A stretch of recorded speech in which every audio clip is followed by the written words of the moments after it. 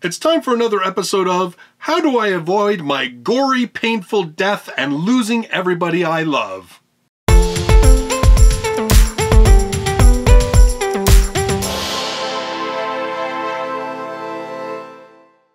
Hello everybody and welcome to another light novel review. I am Justice R. Stone, and on this channel I cover all things light novels. Reviews like this one, the Light Novel Podcast is posted to this channel, as well as news, and every week I count down the top 10 best-selling light novels in Japan. So if you love light novels, or maybe you're just starting to become interested in them, you should consider subscribing. In this video I'm going to be reviewing volume number 7 of Teppei Nagatsuki's light novel series, ReZero, Starting Life in Another World. This one is released in English officially by Yen On. If you'd like to pick up your own copy, I do have links to Amazon and the book depository in the description down below. Now consider this your warning, there's no way to talk even a little bit about this book without addressing some of the things that happened in volume number 6. So if you have not read volume 6, there will be some spoilers. I'll try to keep them fairly minor or vague, but there's no way to omit them completely, so consider yourself warned. And really, don't let volume 6 get spoiled for you, because there's a lot of awesome things that happen in volume number 6 that you're really, it's just so much cooler to walk into if you have no idea. So moving along with the review of volume number 7, in this volume we find Subaru once again returned from another fairly soul and body crushing death at the hands of the witch cult and their machinations in the Mathers domain. And it's become very obvious to Subaru that there is absolutely no way that he and Rem are going to be sufficient to save Emilia and the villagers. And so he tries to piece together what he has at hand that would be valuable to someone else, valuable to someone who does have the ability to muster enough power in order to stand against the witch cult. And so what Subaru decides is that he has one piece of information that's pretty invaluable, and that is the time and place that the white whale is going to appear. The white whale that has been terrorizing the countryside for over 400 years. And he decides that who's already positioning themselves to defeat the white whale? Well, again, he uses information from his previous go-arounds to figure out that maybe that is why there were so many people moving around at night at Krush's estate. Maybe Miss Karsten herself is preparing a subjugation party to head out and take on the white whale. And so he goes to appeal to Krush and to try and gain her aid by promising information invaluable in defeating the white whale in order to gain her assistance to then move on to the Mathers domain and to save the villagers and save Emilia. Now I'm going to say right off the bat, this volume, I kind of felt myself very mixed feeling about this volume. This whole storyline about going out and hunting the white whale, it's cool, don't get me wrong. There is lots of action in this volume because of that mission. But I couldn't help but feel like after the events of volume 6, filled with so much shock and horror and wow, like just so much stuff, that this felt like a little bit of that taking a step back, a little bit of a filler before the really good stuff happens. It was kind of like that whole thing where you've had big stuff happening and then we kind of take a breather and then we're going to lead into the next big stuff. That said, it's absolutely necessary, and there are things that happen in this book that I think are going to have far-reaching implications later on. And definitely this is one of the most key volumes, I would say, in terms of Subaru's character development up to this point. The other 2 points that this book kind of carries, the 2 storylines that we have the backstory of Wilhelm, Krush Karsten's sort of elderly male attendant that we know for a fact is an incredible sword fighter. We get his backstory, and it is both cool and tragic and sad, and, you know, just really helps to flesh out this character of Wilhelm, who I've liked up until this point, but I found myself liking him even more.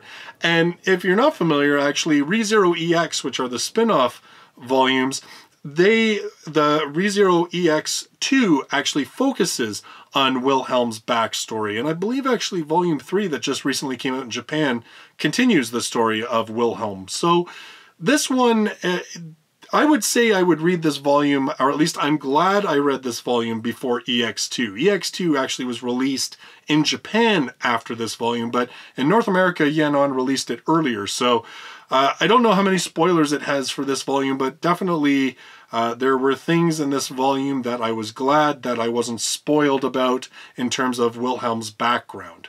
And then the third point, as I said, is Subaru's development as a character.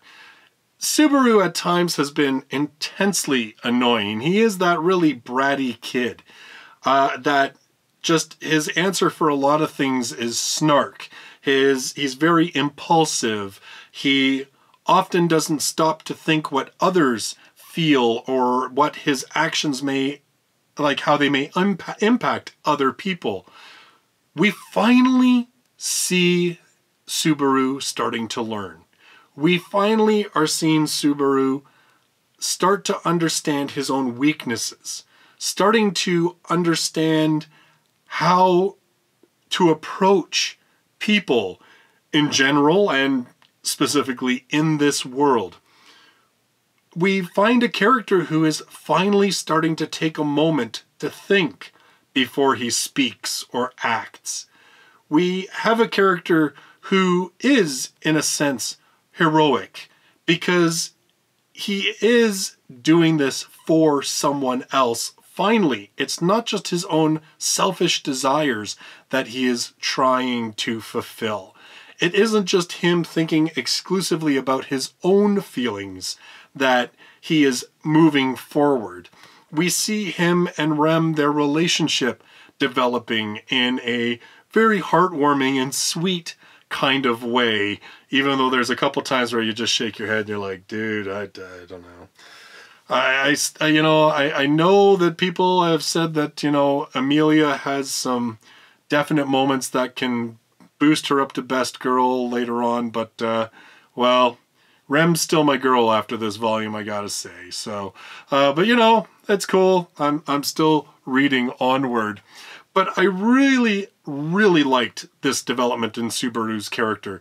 I won't say I have found him as intensely annoying as I know some people have said in previous volumes, but definitely in this one it made me realize just how much this character is finally growing, just how much these terrible events, we have seen how they've impacted him psychologically. We have seen how emotionally damaged he has been by these events.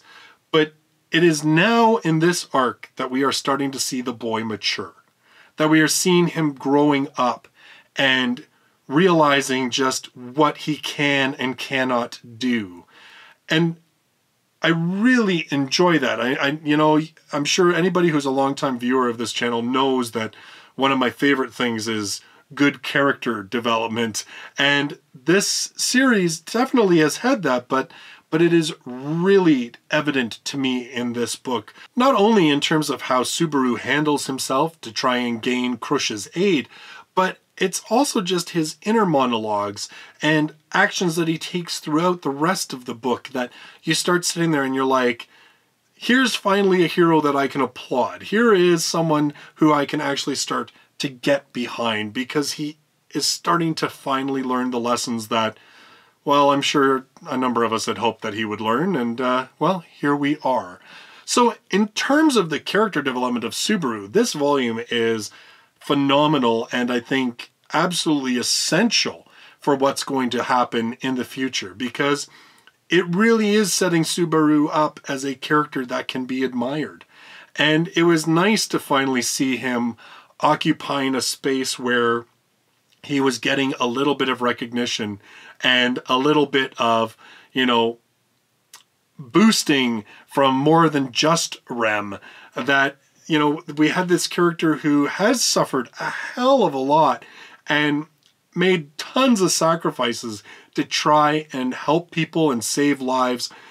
And really none of it he's been able to take credit for because he's not been able to explain how he did it. So it was nice to kind of see this character come into his own a little bit in this volume. And like I said, I definitely can see where this is going to be a big game changer, particularly for when he encounters Emilia again. I'm guessing maybe in the next volume or volume 9 at the absolute latest. So overall, volume number 7 of ReZero, another really good volume.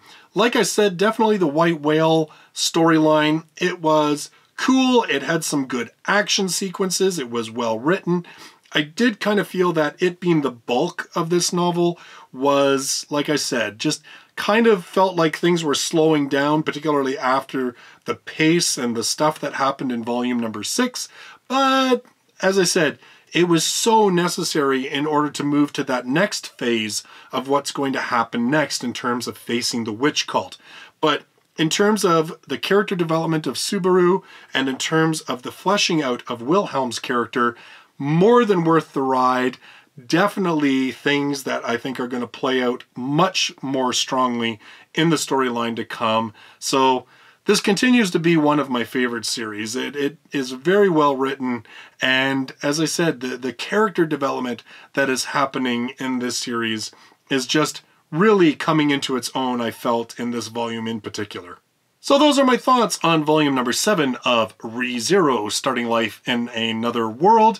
My next review is going to be on a book that has been a very long time coming, honestly, and that's going to be volume number 4 of Seraph of the End, Guren Ichinose Catastrophe at 16. You know, the Seraph of the End light novels were probably one of the earlier light novels that I reviewed on this channel years ago, and Vertical, this is actually volume 7 in Japan. Vertical, what Vertical did was they combined the volumes into 2-volume omnibuses for volumes 1 to 3, which covered actual Japanese volumes 1 to 6. And then this one we have now finally gotten licensed and released in English. And as I said, I'm really looking forward to it because I really liked the Catastrophe at 16 series. You know, I still haven't sat down and read the Seraph of the End manga, but I think part of that was because I knew that volume 6 left things unfinished, so I really wanted to read how that story ends before I get into the aftermath, even though the manga came first, but whatever. In any case, that'll be my next review. So if you love light novels and you are new to the channel, you should consider subscribing. Like I said, I do reviews like this, news, the Light Novel Podcast is posted here, and the weekly countdown of the top 10 best-selling light novels in Japan. Thank you so much for joining me in this video. I look forward to seeing you in the next one. Till then, bye-bye for now.